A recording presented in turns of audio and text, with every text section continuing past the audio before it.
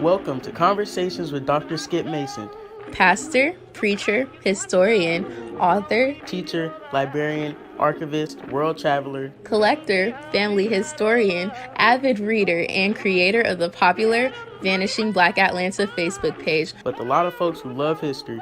Most importantly, he's our dad who loves his family and who taught us the importance of our history and having important conversations. Join him now for this episode of Conversations with Dr. Skip.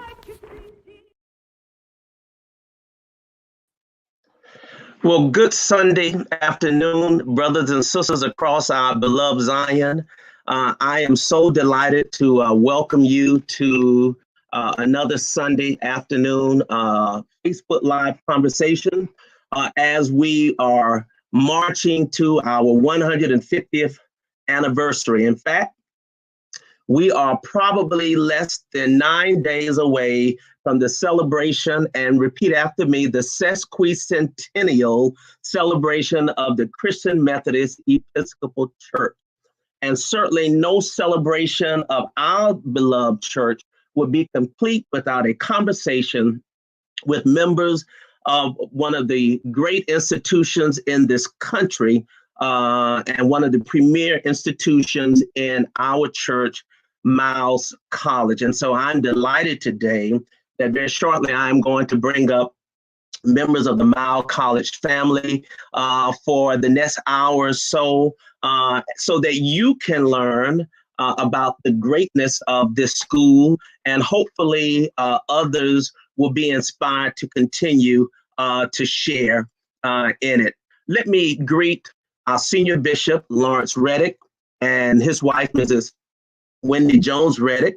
Let me greet the chair of the College of Bishops, Bishop Kenneth Wayne Carter and Mrs. Rosia Carter, to the College of Bishops and their spouses. I greet you to the chair and co-chair of the CIT committee, Bishop James B. Walker and Mrs. Walker, and my bishop, Dr. Thomas Lewis Brown and Dr. Louise Baker Brown, and to Dr. Teresa Duhart, who continues to defy odds and gravity and helping so many, particularly within our church. But today we are excited. I'm excited for a number of reasons, which I'll reveal a little later, why we're having a conversation with the Miles College family. But before we begin, allow me, if you would, to share something that my daughter and I put together for this occasion.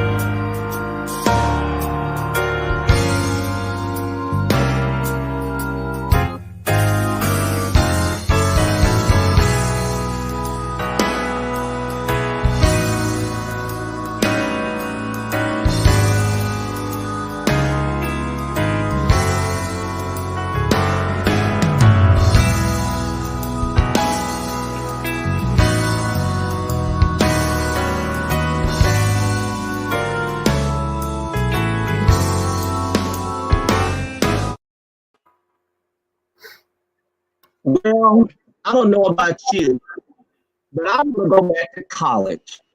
I have been out of college for some almost 40 years, and I feel like I want to go back to my college. Can I say good afternoon, everyone? Let me welcome you, President Knight. Good to have you. Bishop Jefferson-Snorton, always a pleasure to have you. Mr. Michael Johnson, and let me pull up the Chief Innovation Officer, the Vice President of Admissions. I promise you I was going to try to get it right. And to the distinguished Provost, Jarralynne Agee. Welcome to Facebook Live Conversation. Glad to have you this afternoon. Thank you. Yes, can you hear me? All right, talk to me. Amen. All right. You know, in our church, we call and respond. I'm hoping that you were overwhelmed by the little presentation. It was amazing. That was awesome. It was beautiful. Thank you. Let me thank my daughter, Jewel Mason, who's probably waiting for my Cash App to come for putting that together for me overnight. You know, kids, but I'm so glad to have you all here. First of all, to have this great conversation about Miles College and all the wonderful things that are going on at Miles. Let me run the Miles website for those who are interested in learning more about Miles, or perhaps you have a child who is a graduating senior like I do. I have a son who will be graduating from the Piney Woods Academy come May. And I'm determined he is going to be at a CME school. Well, we want him at Miles. Listen, music to my ears. Listen, first of all, President Knight, welcome. And as the former interim and now the current president of Miles College, tell me what the experience has been like for you over the last year and a half to 2 years. I know you were on the board previously, but tell us what it has been like for you to be a part of the great Miles College family. So thank you, Dr. Mason, and good afternoon to my board chair, Bishop Dr. Teresa Jefferson-Snorton, and to Mr. Johnson and Dr. Agee. It's been a really good ride. I have to say, in spite of everything that's happening right now, we've got some wonderful things going on at Miles College, and I'm really excited about the future of Miles. We have wonderful students. I fell in love with the students. I can't imagine doing anything else at this point in time in my life. It has brought me a great deal of joy and has enriched our lives, my life and my husband's life tremendously. Having the opportunity to work with these young people and make a difference, do things, bring in grants and programming and academics and all of these wonderful opportunities that we want to expose our students to. It's been a blessing for me, and I'm grateful for the opportunity. Well, it appears that you have hit the ground running, President Knight. And so, how has the last few months been for you in terms of dealing with COVID-19 pandemic and making adjustments? Well, I tell you, the board elected me permanent president on March 5th, and within days we were meeting and discussing how we were going to transition.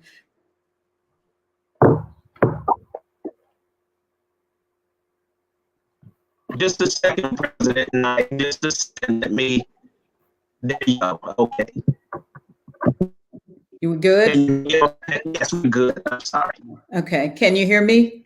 Yes, we can hear you. All right. So yeah, we were just trying to figure out how to transition the school from being on ground to online totally, and getting faculty and staff prepared for that and students prepared for that. It really, it was a Herculean effort on the part of the cabinet and all of the essential personnel at the college.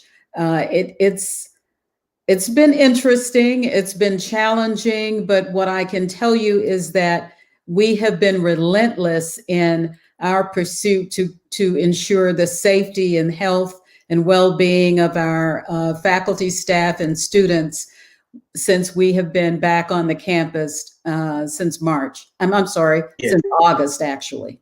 Mm-hmm.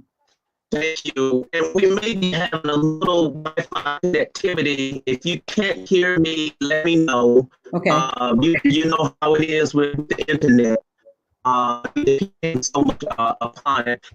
Bishop Jefferson-Snorton, always a pleasure to have you. Unmute yourself. And you have been chair of the board now for 9 years. How has that experience been for you?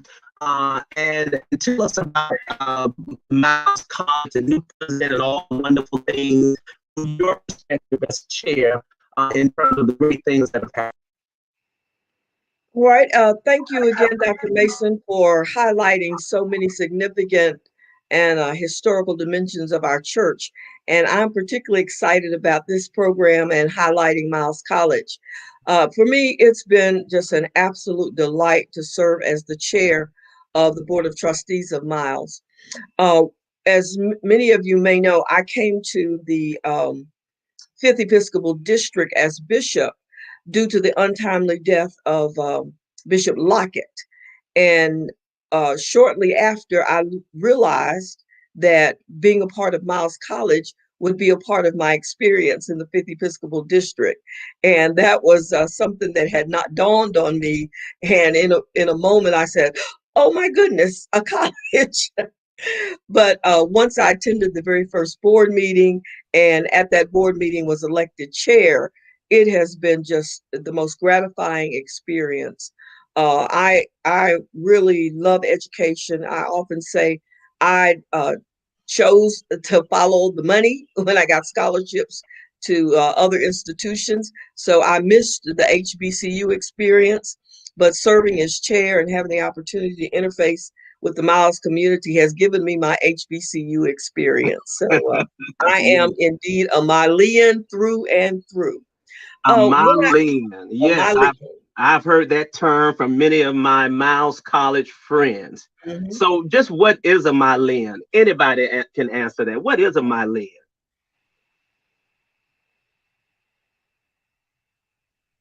A Milean is someone who is proud to be affiliated as alum, student, faculty, staff, or simply a friend of a great institution that has meant a lot to this community, to the state of Alabama, to the Southeast region, and I dare say the entire nation. And we are making our footprint known as well in the international world.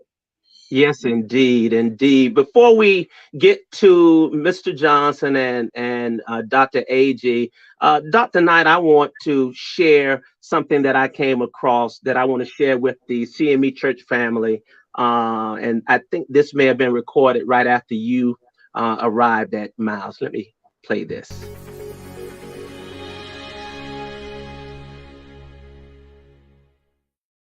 My name is Bobbie Knight. I'm interim president of Miles College. I served on the Board of Trustees for 2 years, and I knew some of the challenges the school was facing. I was absolutely floored when they asked me to serve as interim. I am the first female president, which is shocking, but you know, there's still opportunities for first out there.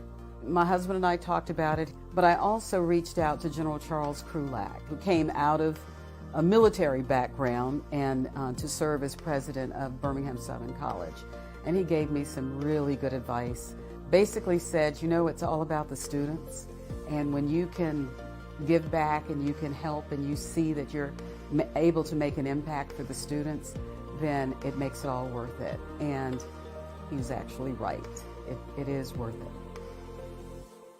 Miles was founded in 1898, and it was founded to provide opportunities for students, for in particular African American young adults to get an education. But this is an open institution. It was always intended for it to be open. It was founded by the CME Church and has a rich history of teaching and nurturing their students. We hope that we are continuing that legacy.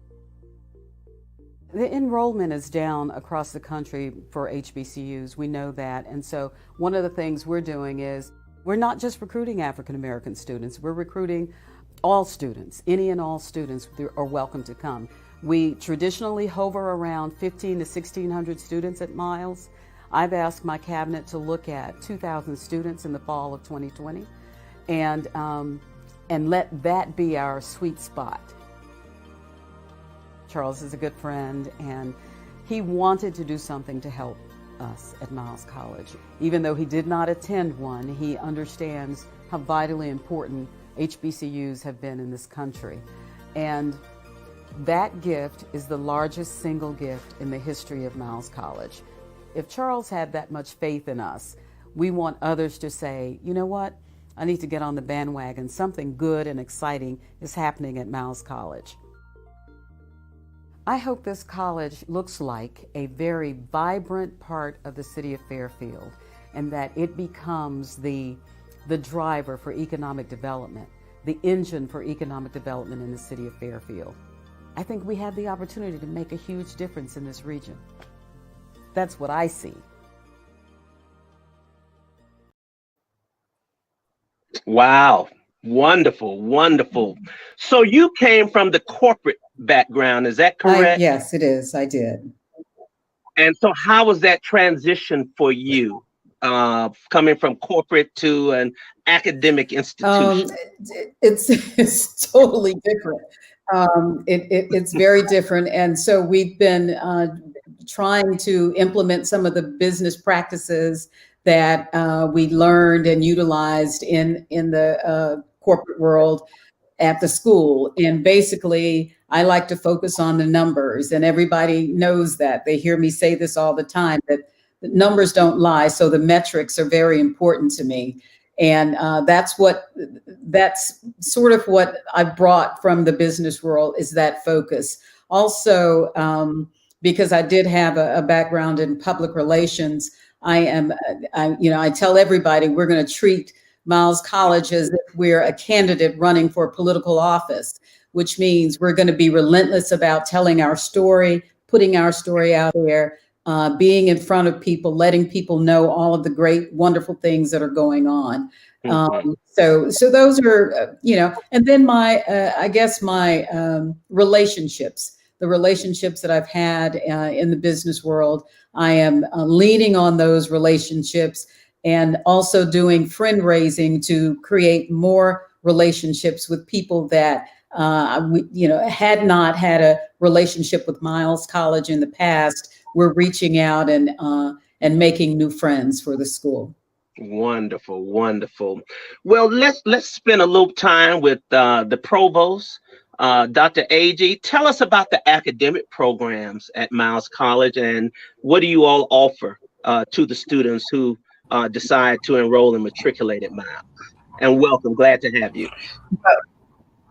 Thank you. I'm really honored to be part of this panel, and I can see on Facebook there's a lot of people with comments and support for Miles College. And Bishop Snorton, I remember when you became bishop of this area. I was at Miles and I was in my office, and it was like a collective woohoo!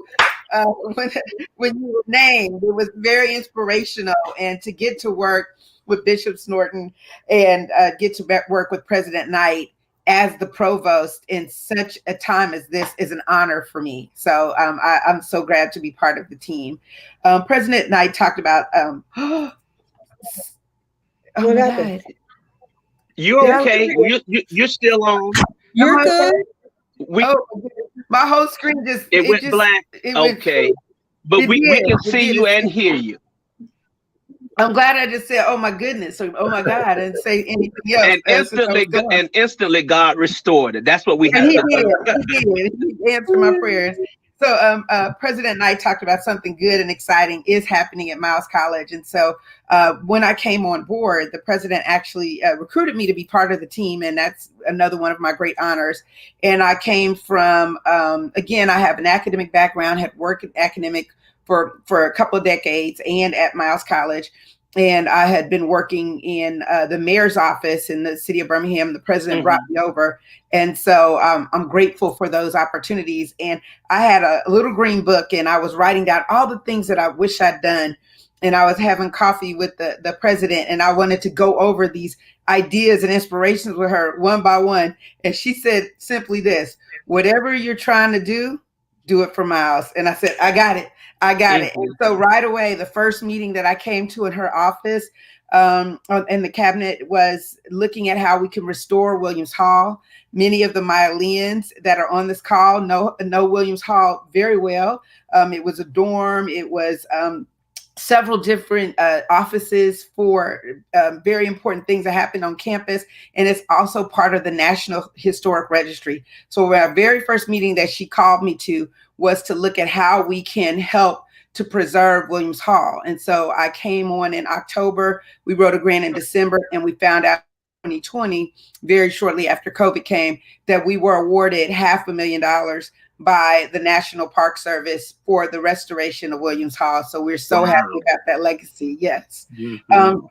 Then I came into her office again, and there was another conversation about more programs for students. And we talked about TRIO and student support services. A lot of people know Upward Bound, Talent Search. And so we had one in the past and we wanted it again. So that was another thing. And they said, put Agee on it. So that was November. And then December, the grant came out. We submitted it in January.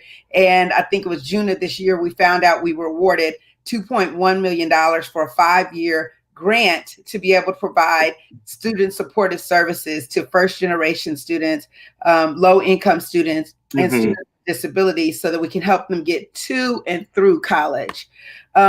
We started talking about the technology on campus. It was good, but the perfect score, by the way, Dr. Agee, your grant had a perfect score. It had a perfect score. So funny thing about that, in order to apply for a TRIO grant, you're applying against organizations or institutions that already have it, and they have a 15-point lead on you. So you can't even get in unless you have a stellar application. And so we brought a team in. I was the lead writer, but there were writers from all over campus. Many are on this call right now. They're on the Facebook Live. But we knew that excellent was the only option we had. Not an A-, not a good job, but like an honors A. Yes. And so because we wanted to make sure that we got it. Matter of fact, when we went to the first TRIO conference, and the guy said, oh, if you have a TRIO grant, if you already have your TRIO grant and you're trying to get one, it's hard to get one. And I said, I'm glad you didn't say impossible. Hard, we can do. And so we made the application. So then we were talking to the president about our online education and technology. And again, she doesn't say, well, we'll just do the best you can, or, we're a small college, or this is my first year as president. We can, we could just do, see if we can do better next year. She goes, no, what is the best and why don't we have it? And so we started to go out and do technology grants, and these organizations and these agencies have matched our energy and our love for our students, and also looking at our students' potential. And so we've been able to get technology funds. Just last week, we were awarded by Alabama Power that did that video about the president and Miles College, a $350,000 grant for technology, student innovation, career development, and internships for our students, so that they can actually be able to compete in any world space. The week before that, there was an announcement that we have a $2 million partnership with IBM that allows our faculty and our students to be able to have access to their top suite. I'm talking about software that costs $6,000 a person through to us, so that we're able to get the training that we need, so our students can be very competitive, and our faculty also can have state-of-the-art information, so that they're preparing the students of the future. So those are the things that we've been doing. And then we were able to get go through our SACS accreditation process to have 2 new programs here on our college campus. One is we have a new psychology major, and another is that we also have a fully online business degree. And all of those happened within the president's first year here. So excited about it. Wow. That is phenomenal. Yes. And that's in about 18 months, Dr. Mason. 18 months. Right. My goodness. Pretty wow. exciting. That's incredible. We don't let the grass grow under our feet. Obviously you don't. And I was telling someone the other day, like the Bobbie Knight level, so we don't, and I love that for Miles College. I went to a HBCU as well. I'm a proud graduate of Fisk University. And many times we haven't, sometimes we have expectations around our HBCUs. It's just our family school. We understand if the dorms look like this, or we understand if this chair is kind of rickety. The president went through all of the spaces that we have where our faculty and where we teach our classes. And she's like, paint that wall, get rid of that chip. What's going on with that light bulb? Fix that floor. She could have just walked through and said, well, it's okay for now. No, that's the level. The level she has of herself is the level of expectation she also has for the students. Incredible. Mr. Johnson, before I bring you up, so you can tell us all what the Chief Innovation Officer and Vice President of Admission does, all of that. Let me share this clip with those who are watching.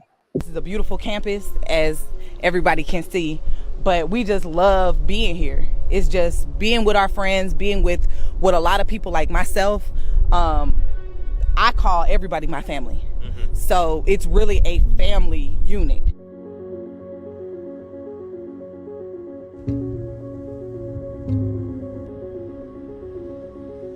Due to COVID, it's been very interesting this year because we've had the highest number of freshmen to enroll this year. So it's been very, very interesting.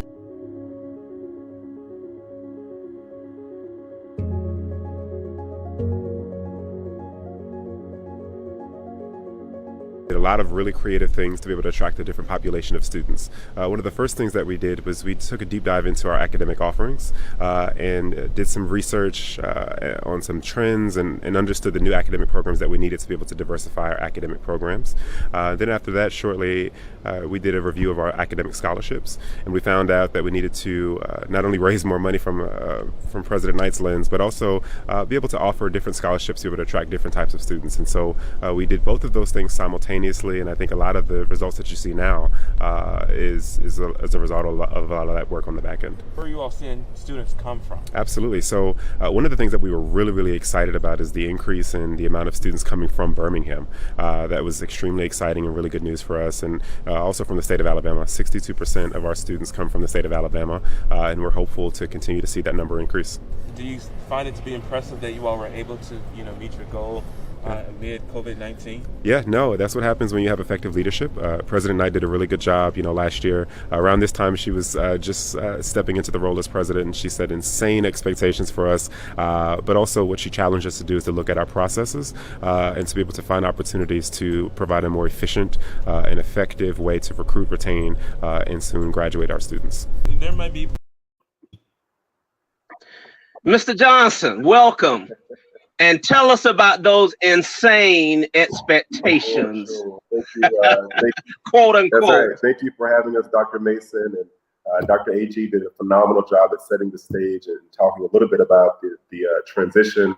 This has been an interesting year, and it's interesting to look back on it and see how much progress we've been able to achieve when a lot of institutions are struggling, whether it be financially, with enrollment or whatever. For some reason, the little black college over in Fairfield, Alabama, is thriving, and with effective leadership, we don't see that process stopping anytime soon. So, we talked a little bit about some of the achievements that we set with enrollment, but I want to reiterate this point. The college had experienced a 5-year enrollment decline. It's 5 years of steady enrollment declines consistently.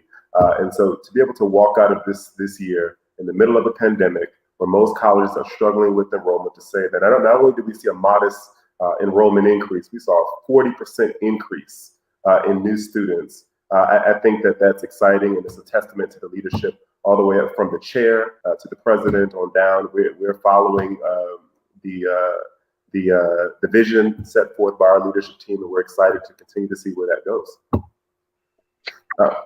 And so to build off some of those things, after we concluded the process, President Knight and I had a conversation about how do we continue to build on that trend. And one of the things that she said is that, as a student-centered president, how do we continue to improve the student experience? How do we continue to make this as easy as possible for our students to ensure that they have the resources that they need, the support that they need, and we want to make sure, we want to guarantee that every student that steps foot on this college, on this campus, that they graduate. And our provost, Dr. Agee, has set the expectation that she wants not only make sure that they graduate, but they graduate in 4 years. And so a lot of my responsibility is making sure that we're setting the foundation to ensure that happens from a couple of different viewpoints. We want to make sure we're developing effective enrollment strategies to recruit students. And we did that this past year. We're looking at technology upgrades. One of the first things, we talked about the insane demands that President Knight has set forth on her leadership team.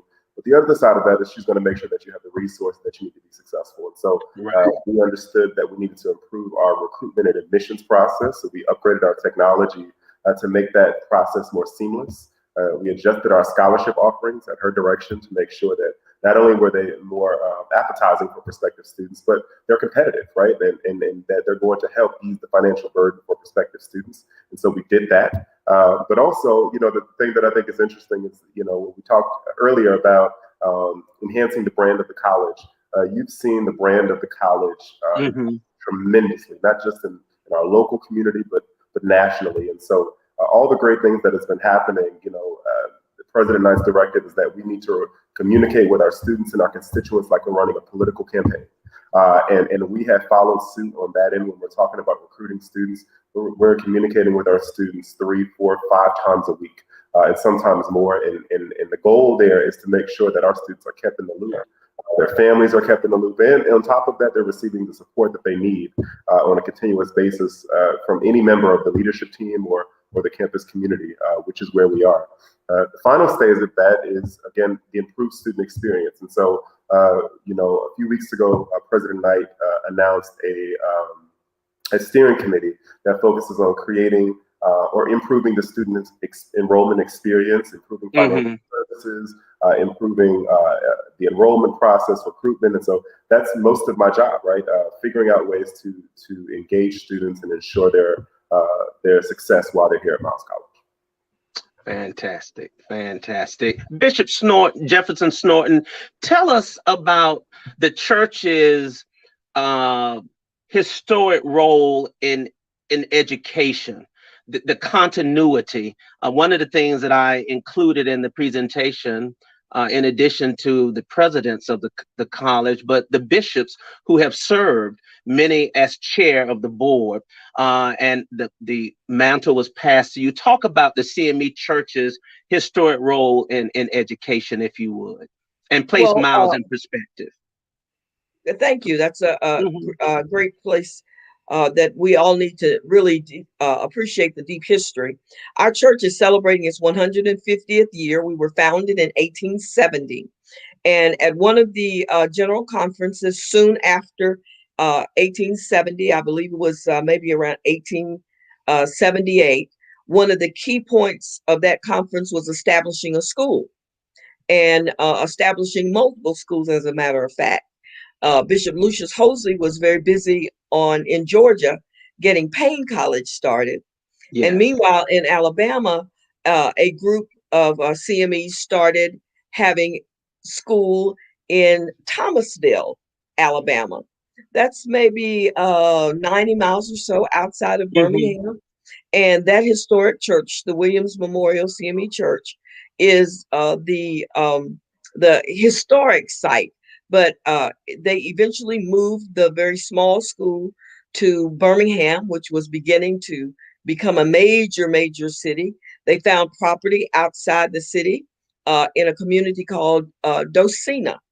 And soon the coal mining company wanted that land and offered them land in Fairfield, where we are currently located. So all of that came together around a founding date that we attached 1898. So the school has a rich history, and it was because of the leadership of the church and the bishops who said, we are going to have our own school. This commitment to education is embedded in the DNA of the CME Church.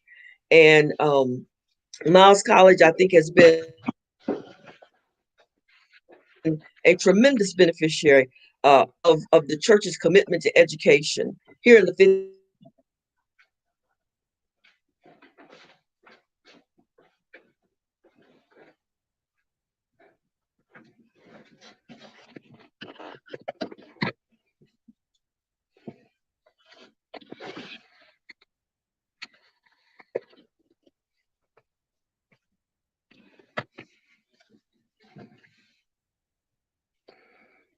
Can you all hear me? You can hear me. I can hear you. Okay. Yeah, I think Bishop Jefferson-Snorton's screen has frozen. Okay, I didn't know whether it was my screen. I tell you, this technology, too many folks watching the Falcons and Saints game today. That's why we can't get So no, it's just for people watching this that's broadcast, what I believe. Doctor. That's why you're the president of Miles College. Indeed. Well, hopefully Bishop Jefferson-Snorton will be able to come back and join us. But President Knight, talk about your students right now. I regret Miss Bender could not be with us, but I'm so glad we had a little footage. Tell us what makes these students so special. So it's an interesting mix at Miles College. You have some first-time student, generational students to go to college. You have some students that are actually generational. Their grandparents and their parents or uncles and aunts and cousins and siblings went to Miles College. And then you have some that are new to the HBCU experience totally because of athletics or what have you, and they've been recruited. We have a fantastic honors program at Miles College. So we do have scholars. We're an open institution, but guess what? We have scholars at our school, and we are providing. One of the things that Dr. Agee mentioned was the technology focus that we're having. What we want to do is not just have our students graduate in what they major in. We want to give them this experience of learning technology associated with IBM, with like blockchain and artificial intelligence and what else, Dr. Agee? And then we want them to learn how logistics, and then coding with Apple. She didn't even mention the Apple partnership. I don't think that's been put out yet, but never mind. It'll go out tomorrow. Okay, good. So it's a partnership with Tennessee State and Apple, the HBCU C2 partnership. But so we want our students to have the benefit of all of these different technologies they don't have to pay for. This is totally new for them. When they come back in January, they're going to have this opportunity. Actually, I think they can take advantage of it while they're off for the winter break, as Christmas holidays. But they're going to have all of these opportunities, and they are eager to learn. They want to be exposed to greater things. And so we have had, our students have been in, we have debate clubs, we have, what else, Dr. Agee? We have so many things, and we're creating more opportunities for our students. We want them engaged. We don't want anybody to just come and go to class or just log in online and take courses. We want them to be really involved in the experience. It's been unfortunate, but with COVID that, we have not had athletics this year, because that's a big part of the HBCU experience. Our band is absolutely the best in the country. I would put our band up against any other band in the nation under the direction of Professor Snipes. And we are champions. We are golf champions. We are football champions, two-time SIAC football champions, two-time SIAC basketball champions, women's basketball.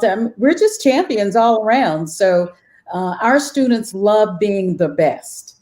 And that's what we want for them. And we're going to give them the best so they can be the best.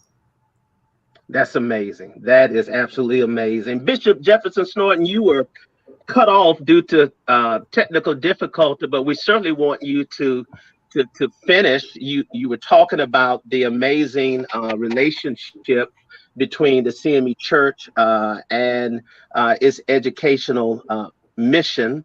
And would you just kind of continue that? The choir. There you go. All right. I'm not sure at what point I got cut off, but I think to illustrate or to capture it in a way, the commitment to education really is built into the DNA of the very origins of the CME Church. And so for that reason, churches, for example, here in Alabama and in the 5th District, they see Miles College as their school. There's this profound investment and interest and level of participation. It's one of the things that just amazed me when I came here. And Miles's impact on the entire area cannot be underestimated. Another thing that I really discovered fairly quickly after moving here was how many people in the area, in leadership, in business, in education, teaching school and leadership principles and all that, how many of them are Mileans? I would meet people as I was getting familiar with the area, and they would say, oh yeah, I went to Miles. As a matter of fact, just a few weeks ago, I was on a Zoom birthday call with a friend of mine that I used to work with in Virginia, and it was his birthday, and one of his friends was on there. His friend is a retired professor in, I believe, Michigan. And when I mentioned who I was, because we didn't know each other, he said, well, I went to Miles College. I graduated in 1940 something. Wow. It was just wow. So I just constantly meet people who are graduates or had a relative or have some very sentimental, very deep connection. And I think that's the way in which the church gave birth to this deep affinity to the school. The church demonstrated that in so many ways. And as you know, good things are contagious. And others have grasped that vision and become a part of what is probably, I would say, the best HBCU in the United States. Well, let's take a listen to the Miles College Choir.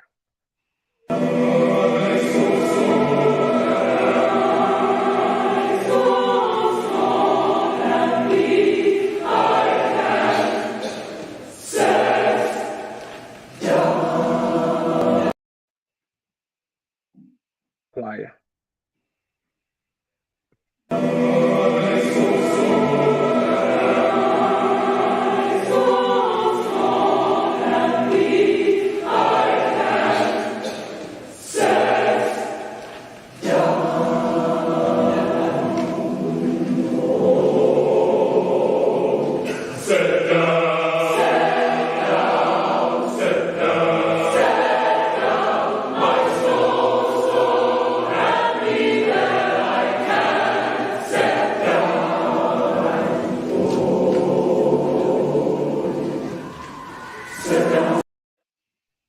Well, obviously, this video does not do the choir complete justice because I have been in the presence of the choir when it traveled to Atlanta. And I had the CD at that time when we were playing CDs. I had the CD on replay. You just have such a tremendous program, choir, band. Extraordinary. They're extraordinary, and under the direct. I'm telling you, yes. If you have not heard them in person, and unfortunately you can't right now, but soon and very soon, I am praying that they will be able to have a concert where people can come and hear them because they are absolutely extraordinary. And Now, how and much are we paying Dr. Beatty to post all of these wonderful platitudes and comments? He has about 50 in the comments section. Okay, Dr. Beatty, I see you. We see you today. That's my friend. And Leon Park as well. My goodness, they're going neck and neck. But I guess that's the Malian spirit, huh? That's the Malian. Yeah. Yeah. Indeed. Dr. Knight, you were about to say something before I cut you off. No, I think that was Bishop Snorton that was going to. Okay, yeah. Bishop, I'm sorry. Go ahead, please. I was just going to continue the conversation about the choir. Recently, they had a mini Christmas concert. They were obviously the only ones in the Brown Hall Chapel, and they had on these amazing singers' masks. Yes. And even in their mask, even socially distanced, spread out all over that very large auditorium, the mini concert was amazing. It was just like their voices even transcend that kind of challenge. So it's a great program, a great way in which we really, I think one of the gifts of Miles is that it recognizes the unique gift of all of our students. Right. And often in that recognition of one particular gift, a student gets more interested in other parts of their education. That's right. And I've just seen that happen in so many students who may not be that strong academically, but they come as an athlete, or they come as a part of the band or the choir, and that commitment and drive for excellence begins to spill over into their academics. And our athletes are honor students, our band are honor students. So it's a very, for me, I observe it as being a very healthy environment, particularly for African-American youth and young people who may go to other contexts, may get bigger scholarships, but they get so much more at Miles College in terms of an affirmation of who they are. So I've heard mentioned a number of times about the strength of leadership, particularly from the board level, from the office of the president. And I think we can say that Miles has traditionally had very strong leadership in terms of the tenure of its presidents prior to President Knight, Dr. French, and Dr. Sloan, Dr. Willie Clyde Williams, Dr. Lucius Pitts, Dr. W.A. Bell served, seemed like forever. And so even going back to President Bray, who had very short tenure, but was one of the dynamos of education in the Christian Methodist Episcopal Church before he became bishop. So that says a lot, Bishop Jefferson-Snorton, I think, about the selection of presidents to lead the college. There's stability there. There's foundation, even though there might be difficulties otherwise, with the economy and with enrollment, but you've exhibited stable leadership. Would you agree with me on that? Oh, absolutely. It's been a gift to us. I have served on some other college boards and other institutions of higher learning boards, and the turnover of their presidents is like every 3 or 4 years, they're cycling through a new president, and you really can't make any progress that way. And I'm so proud of our board. We have an excellent board of trustees, a wonderful group of committed people who are made up of people. We have people on our board, not because they're CME or any religious affiliation, but they're on our board because they have expertise in a particular field. Many of them happen to be CMEs, but we have people who are academicians. We have people with expertise in accreditation, finance, banking, construction, attorneys. We just have such a talented board that understands its task as far as setting policy and strategic vision. And when you have the right president, you can do that as a board, and then let them have it and give them the opportunity to put things in place, which take time. Change takes time. Innovation takes time. So having, I think Miles in 2020 has benefited from having, at least in my lifetime since Dr. Pitts, that's how, as far back as I remember, all the presidents have had significantly long tenure. Dr. Sloan's tenure would have been longer had he not died in office. But Dr. Pitts and Dr. Williams and Dr. Sloan and Dr. French, they all stayed long enough and led the school long enough to not only have a vision, but to put the vision in place. And of course, that's our desire for Dr. Knight as well. We want her to stay and put all of the vision that she has for the school in place and move us to the next level. Sounds like more insane expectations. I'm going to preach that, by the way. There's something there's something that resonates, Bishop, about insane expectations from that. Mr. Johnson, and all of you, and I'll start with you and then come back. But let's talk about going forward now, for 21, which is just around the corner, and the upcoming year. What are you working on? What are your goals? What can the Miles family expect from the Chief Innovation Officer and Vice President of Admissions? Sure. So one of the things we're first and foremost, we are a open enrollment institution, and so we rely heavily on enrollment at our institution. So we need to continue the enrollment growth. President Knight has set an ambitious goal, like you all heard earlier. Can you explain that? And I'm sorry to interrupt you, but explain, what does open enrollment mean for those who may not be familiar with the context of that? Okay. Sure. This is actually one of the hallmarks of the foundings of this institution, is that Miles College does not make decisions on admissions based on a student's prior GPA or high school GPA or ACT or SAT test scores. We look at the student holistically, because we think every student has the opportunity to gain an accessible education. And so our mission is to get to award affordable, accessible educational opportunities to all students interested in pursuing a collegial education. And that has been our mission since our founding, and we have no intentions to disrupting that. And so when we are going out to recruit students, that's our selling point. We want students to know that you have an opportunity to obtain an education at Miles College, and not only do you have an opportunity to gain admissions, but we're also going to think about how to get you some money and some support.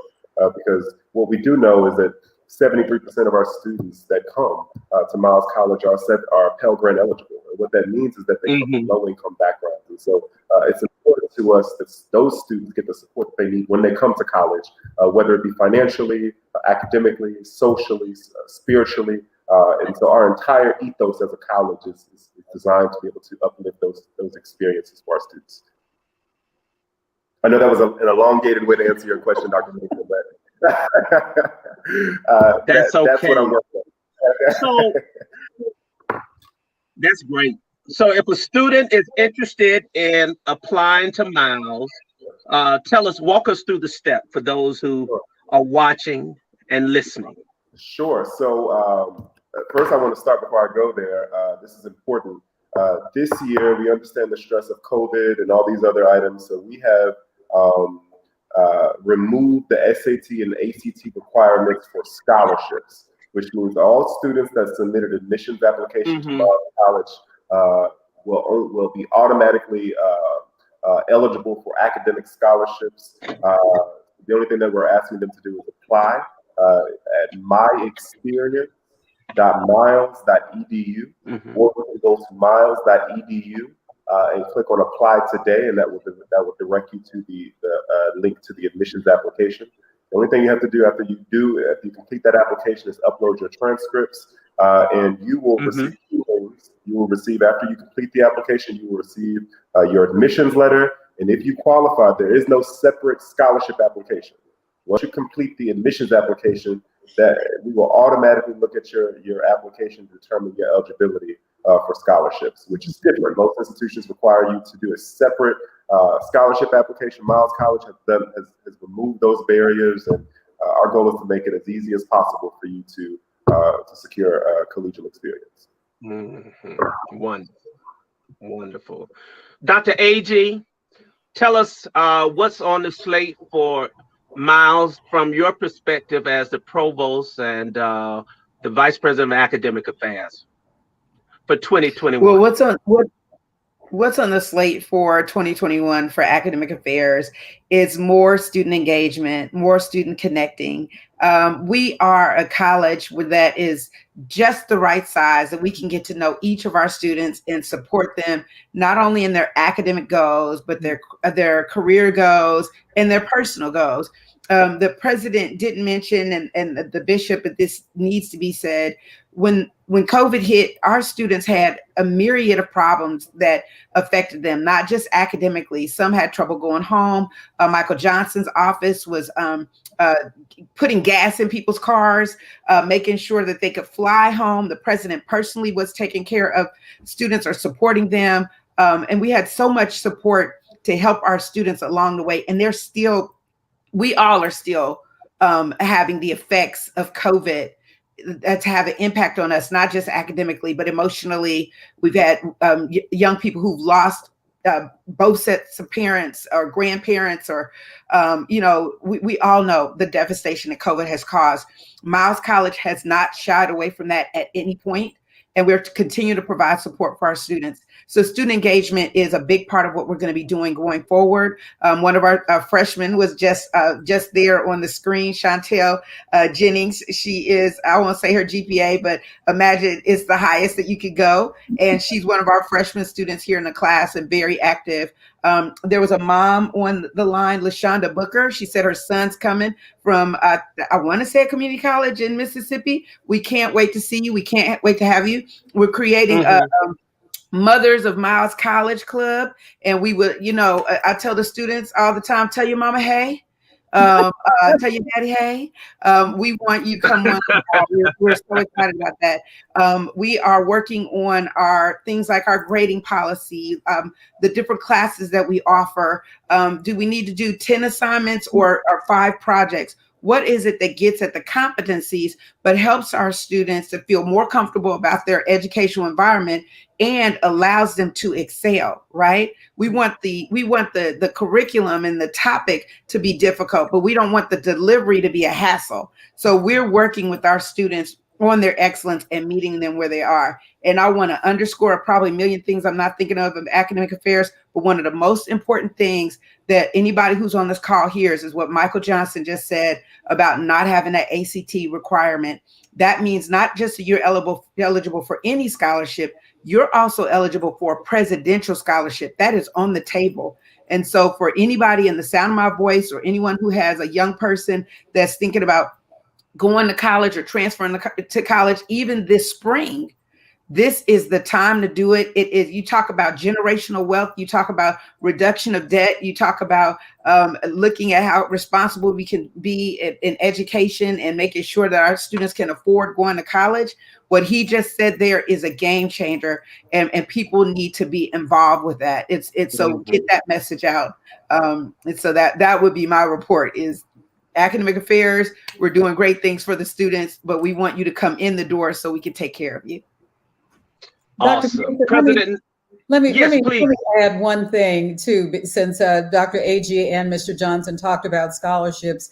I have people calling me, asking me, how much is it to endow a scholarship? I mean, these are people reaching out to us because they want to do something to help Miles College students. That's just how great the times are for us right now. Not just Miles, but all HBCUs. But I was on the phone with some people on Friday saying, hey, this is what it takes. I was texting everybody trying to get the exact numbers to them so they would know exactly what it is. But you can endow a scholarship for $25,000.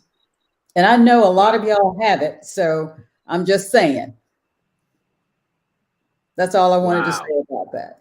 That's great. That's great. Now, President Knight, what do you expect of your students?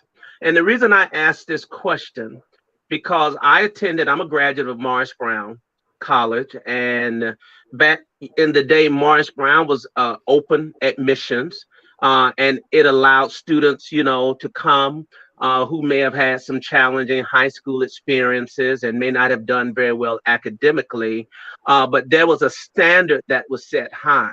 that if we accept you, we expect for you to succeed. We expect for you to do very well in your classwork. And so what do you expect from your students at Miles? What do you say to them and encourage those who may be having some difficulty now, those who are, going through challenges with the pandemic and all? Speak to those students, if you would, in this moment. Thank you for that question, and congratulations to Morris Brown. They have received their accreditation, so we're excited. And actually, they're in the first stage. First stage.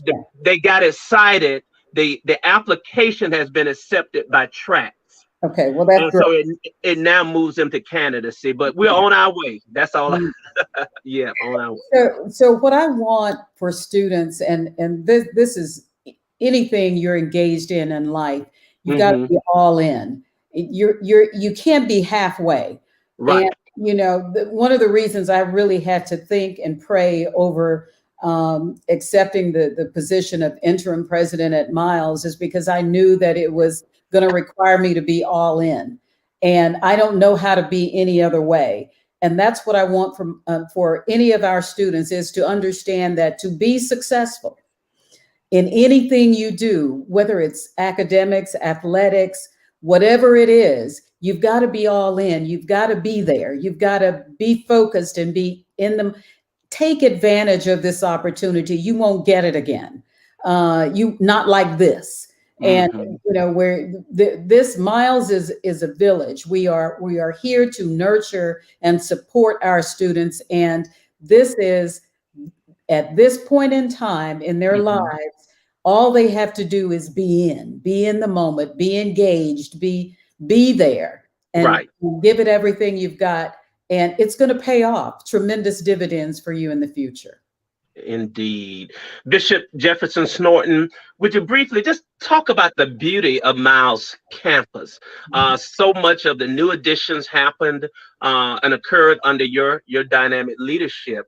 But the campus is just beautiful. We were coming back from some trip, and so the kids and I, we detoured to stop by the campus to take a tour of it, and I'm just so amazed at all of the wonderful additions that have occurred. Talk about the campus for a few minutes. Well, campus beauty. There is a line in our alma mater that says, "Miles, the home of Southern beauty."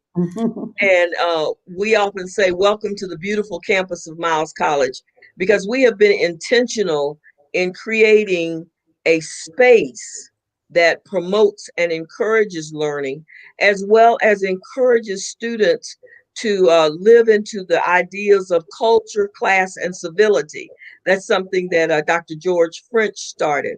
So the environment is really important, and we have done our best as the board and the administrative leadership to direct resources to the appropriate places. Early in my tenure, we did have the opportunity to build 3 new buildings at the same time.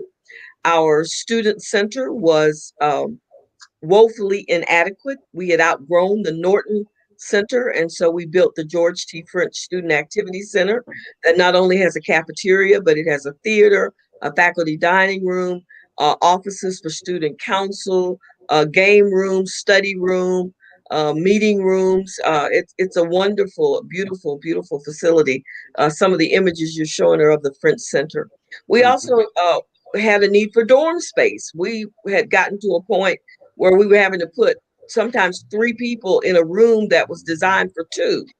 And so we built a dormitory, and I feel honored that the board chose to name it the Teresa Jefferson-Snorton Hall. That's it. It's a women's dormitory. Although my grandson says when he comes to Miles, at least one room has to be for him. And then we also at the same time built the Welcome Center, W. Clyde Williams Welcome Center. It was right across the street. It's located right across the street from Pearson Hall. And one of the observations that the president made at that time was, we have all these students coming to Pearson Hall and their parents coming take the ACT test. We are a site that hosts the testing, and we need a place where we can showcase Miles College. So right across the street from Pearson Hall, where we had all this activity, we built a welcome center, and in that welcome center are the admissions offices, the boardroom, what we call the living room, where we can do just about anything in that space. Parents can come and sit and wait while their students are doing testing.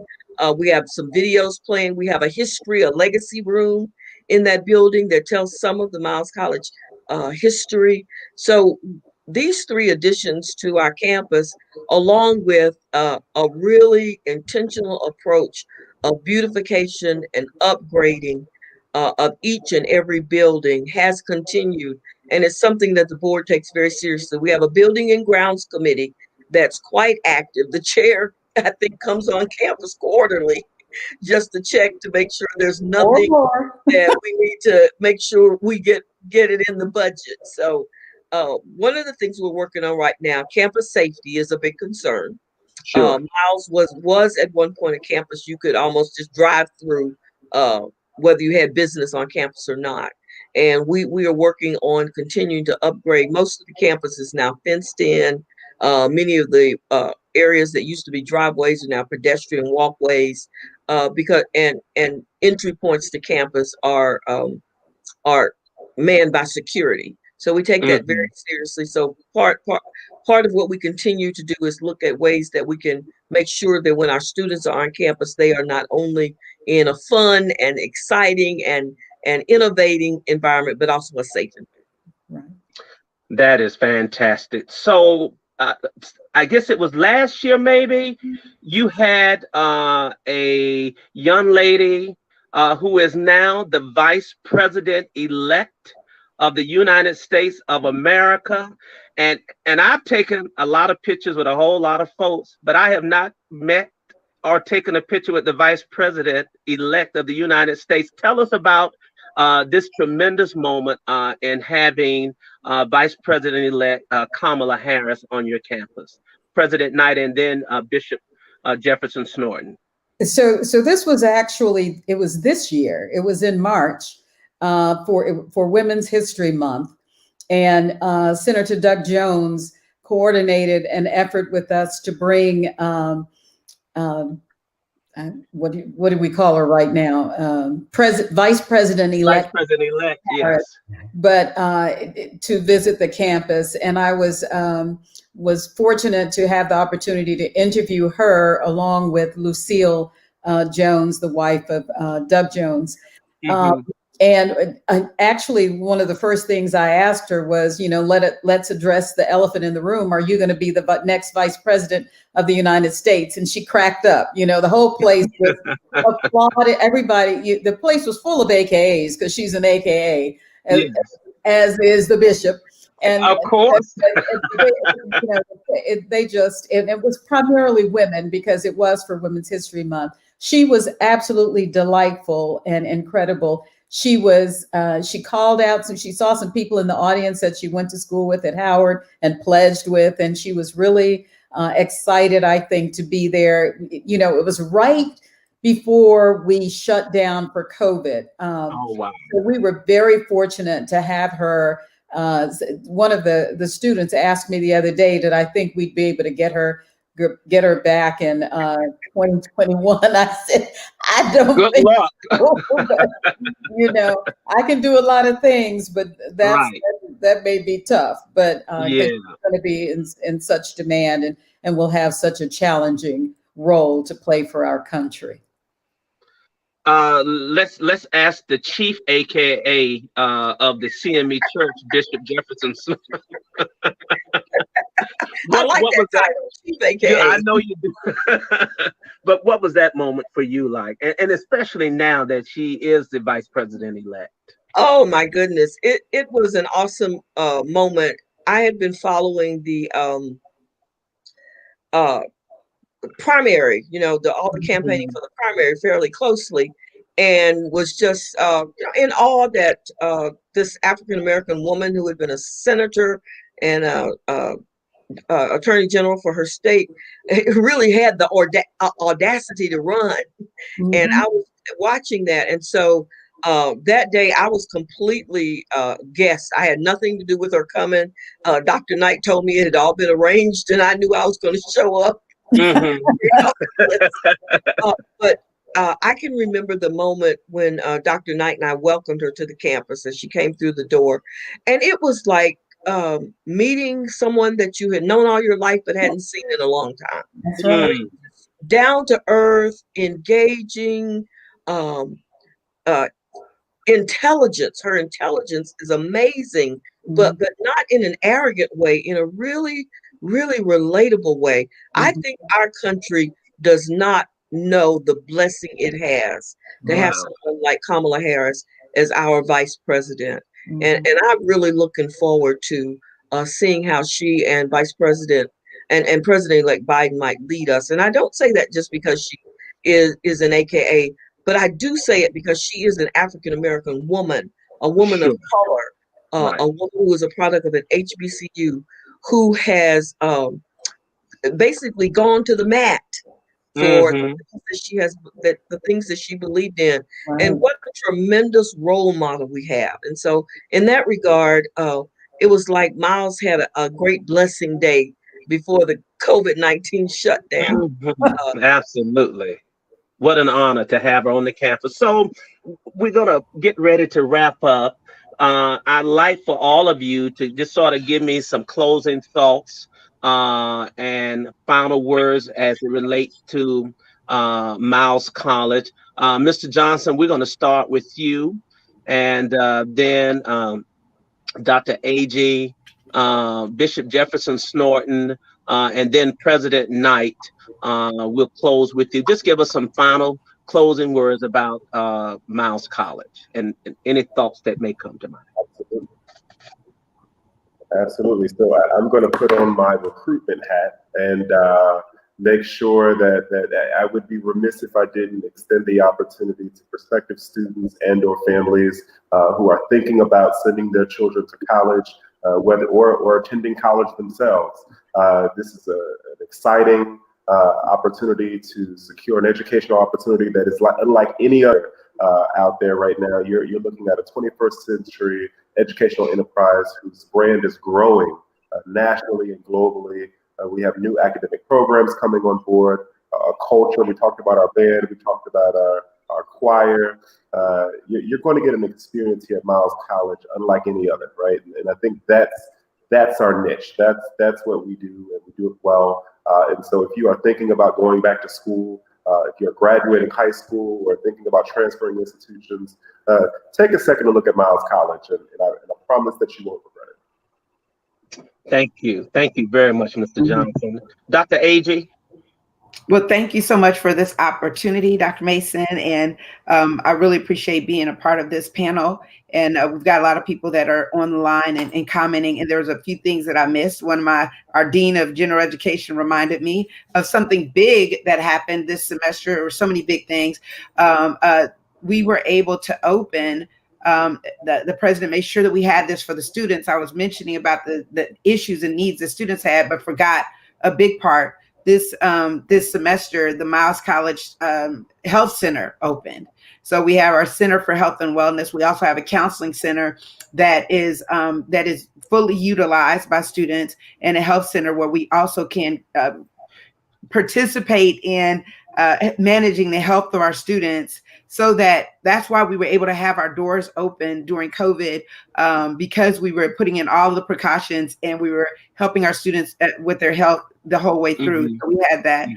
This year, we also were able to honor with an honorary degree, Arthurine Lucy. And so that was something that happened that I forgot to mention. And we also have a Center for Academic Excellence, which allows us to help students to be the premier candidate within 14 intelligence agencies under the ODNI, including the CIA, the FBI, Homeland Security, Secret Service, and not just the Jack Bauer, the guy running around with the gun and everything, but the tech analysts and the writers and the people that make our national security run. And so anybody that's interested in that, young people that are young, non-traditional students that are interested in a career in intelligence, Miles College is the place for you. And then finally, there was a great slide. If the person who's managing this can find it again, there was a slide of a bell tower that that we had up, and that slide represents the I said bell tower. Is that right, President Michael? The pavers. Thank you. So Yeah. that's the alumni bell tower. Alumni Plaza.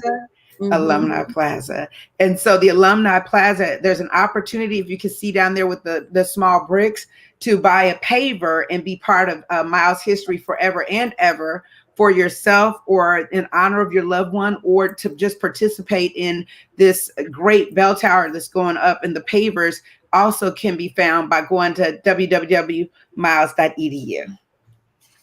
Thank you. Wonderful. Bishop Jefferson-Snorton, your closing thoughts. Yes, just thank you so much for hosting this program and giving us the opportunity to highlight Miles College. I will say on behalf of the Board of Trustees, I want to thank the trustees who serve and want to let all of our listeners know that we have some big plans. We've got we're updating our strategic plan, which will include some additional modifications to the campus. We're looking at ways that we can make a use of a 40-acre piece of property that we have that is near the campus. We call it the North Campus, and we're looking forward to developing that.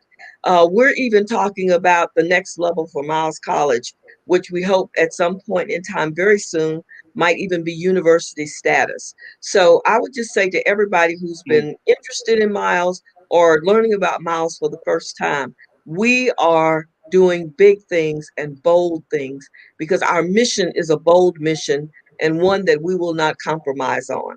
And I believe so much in this mission. And as an example, I'm married to a Milean. My husband is a Milean. My sister-in-law is a Milean. Our son Gary attended Miles. Our son Jeremy is currently a student at Miles. My nephew Jeremiah is a second-year student at Miles. I believe in what's happening in Miles and would commend to any parent. This is a great place to any student. This is a great place for you. Your time spent at Miles College will not be in vain. And I would be remiss if I also did not say on behalf of the board that we do want any and all donations. Anybody that wants to give to Miles College in memory of, it does not have to be a big gift because we can take many small gifts. That's what the church did back in 1898 moving forward. We had women's missionary societies and local churches that were raising at that point $1.50 here, $2 here, $10 here. And they put all of that together to make Miles College what it is today. And I think our charge in 2020 and moving forward is that we take whatever resources we have, whatever donation, whatever talent, whatever treasure, and we give back. And Miles College is a great place to give. If you're interested, www.miles.edu also contains information about how you can make a donation to the college, as well as how you can be in touch with any of the departments on campus. So I thank Dr. Knight for stepping in at a critical time. I thank all of our former presidents and chairs of boards and every faculty and staff and administrator. I thank our students. They are wonderful. This is truly a blessing. And I'm so glad that you've helped the world see our gem, Miles College. Wow, thank you.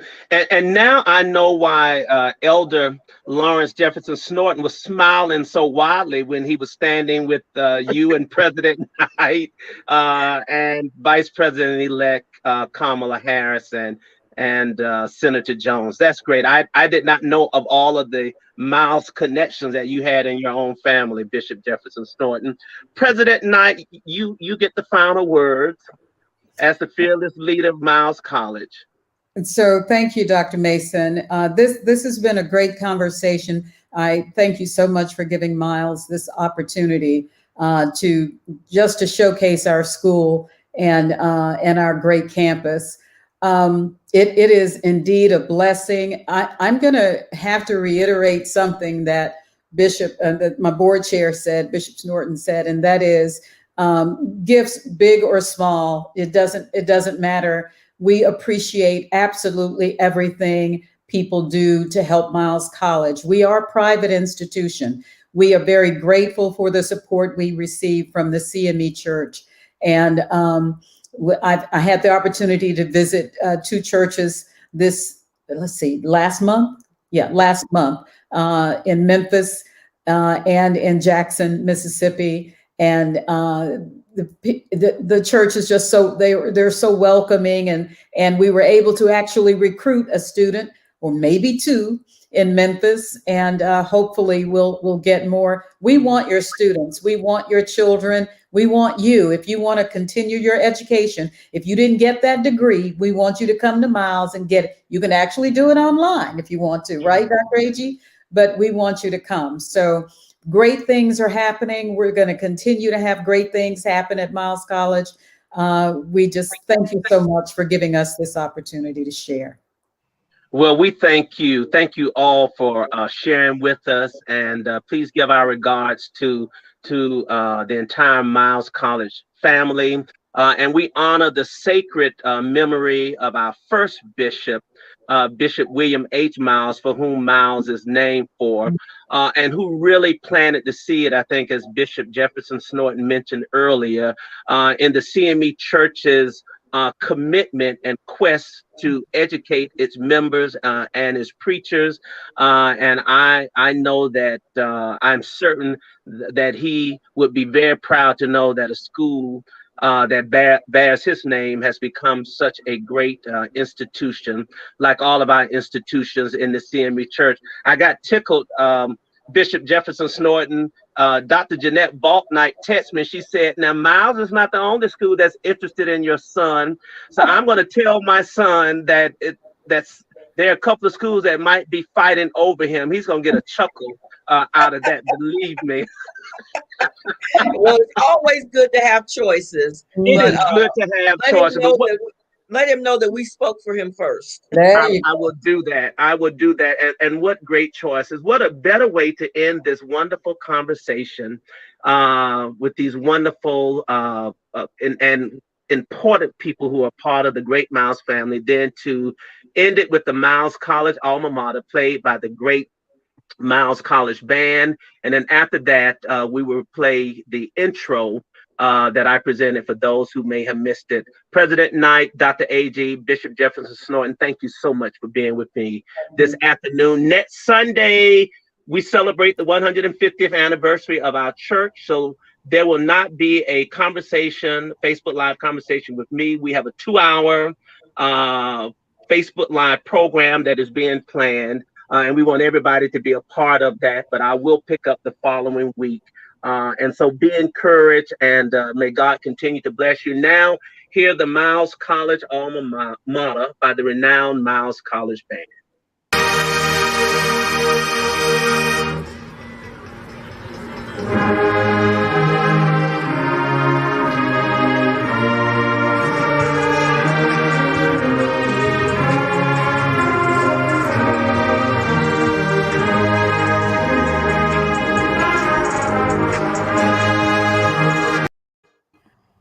Well, let's try this again.